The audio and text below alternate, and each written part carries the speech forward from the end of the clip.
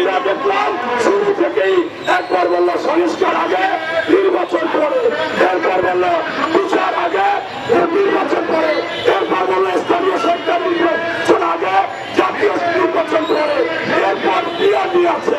বাংলাদেশের মানুষ পিয়ার চায় না। ওই ইসলামিক দল মিথ্যা কথা বলে। কালকে দেখলাম তারা বলে 90% মানুষ পিয়ার চায়, অথচ আমি যেখানেই জিজ্ঞাসা করি ওরা মানুষ পিয়ার চায় না, পিয়ার চায় না। এই ষড়যন্ত্র তারা করতেছে, এই ষড়যন্ত্র বরদাস্ত করা যাবে না। সর্বশেষ করব, মানুষ আন্দোলন সংগ্রাম করেছিল, বাজার দর নিয়ন্ত্রণ হবে এবং আপনার সুশাসন সুনিশ্চিত থাকবে, আইন শৃঙ্খলা বাহিনীর অবনতি হবে না এবং মানুষ হাঁটবে, আপনার চাঁদাবাজি হবে না, ধর্ষিত হবে না।